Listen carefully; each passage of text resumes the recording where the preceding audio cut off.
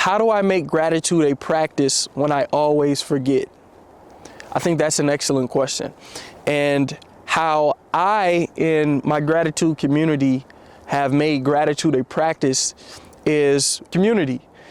Community is one of the fundamental ways that allow you to be accountable to a goal, to a belief, to a principle, right? A good, solid community of individuals, no different than the gym. You know, if you're just starting out going to the gym, most people like having gym partners.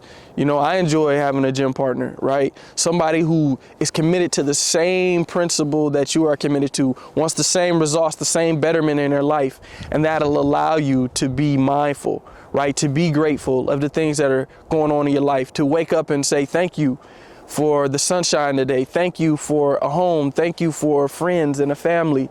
You know, thank you for a mom or a dad. Thank you for brothers and sisters. Thank you just for kind people today. Thank you for the kind people that I met yesterday. Thank you for the trials and tribulations that I've endured, because my whole life hasn't been a trial. Thank you for this year of trials, because you didn't give me a life of trials. Thank you for this year of turbulence when you didn't give me a life of turbulence. Thank you for the relationships that I've had, both romantic and platonic. Even if they ended, there's a beautiful quote by Dr. Seuss that goes, "Don't be sad that it ended, be grateful that it happened." And I think that's such a powerful perspective to look through life with, right?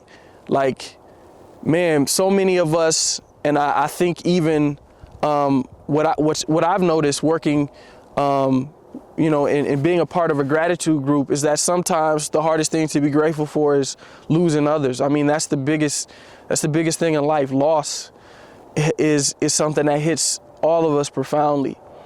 And I think to be able to embrace that perspective of being grateful that me personally, you know, losing my father at 10, that I had a father that I had memories with, is a blessing, right? And so think about the areas in your life that others would have dreamed to experience, right? I've only traveled once. I've only been to 1 or 2, 3 states, or I've only been out of the country a few times. There's certain people that's never been outside their city, right? You had a beautiful relationship for 5 or 10 years or 15 years, 20-year marriage, 30-year marriage, whatever it may be, and it ended. There's some people that never have had love in that way ever in their life, that their struggle and their perspective is different, right? And so why not be grateful for something that somebody else is praying for that may not be something that they get in this lifetime, and vice versa. They may have something in their life that you might want that might not be meant for you in this lifetime. Only time will tell.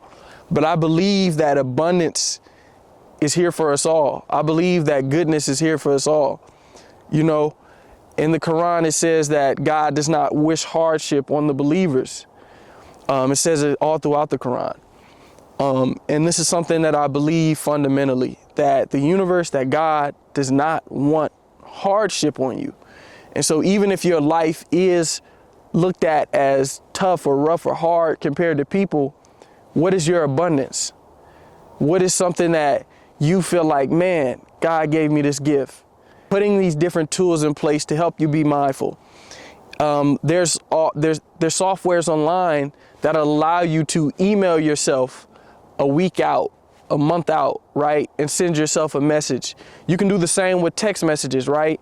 iPhone allows you to send messages ahead of time, right? Schedule out messages. Maybe you could schedule out a message to yourself every morning, right? So when you wake up, you get a good morning text from yourself reminding you to be grateful, right? There's also an app called I Am Sober, right? And it's allowing people to help them beat vices. You can use that app to send you a reminder to be grateful every day, right? But I think you could set yourself an alarm, right? Start a daily journaling of 5 things that you're grateful for every day, right? And I don't really think that, at least the way that I've used it, the journaling has changed the way that I go about my just thoughts about everything. Like even being out here, like I'm out here in the cold right now, like it's cold out here. And like just practicing my gratitude, I'm thinking like, man, it could be colder. Like I'm grateful that it's not super cold out here like it's been previous days. It's actually warmer than it's been previous days out here, and I'm grateful for that. I'm grateful that my camera hasn't frozen over out in this cold. You know, I'm grateful that I actually have a home to go back to that's warm. I'm grateful that I had a car to drive me here and I didn't have to walk. Like, there's so many. I'm grateful that I have this nice coat. Shout out to Demetrius Harmon for these You Matter jackets. All these things, it's things to be grateful for.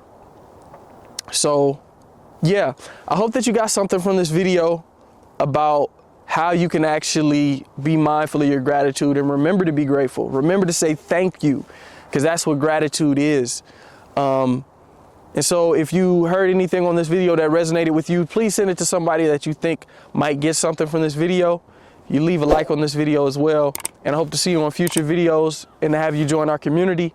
If you would like to be a part of our private gratitude community on WhatsApp, just click the link in the bio or in the description, and you can follow us on Instagram at The Schools of Gratitude. Hope to see you on future videos. You guys have a blessed day.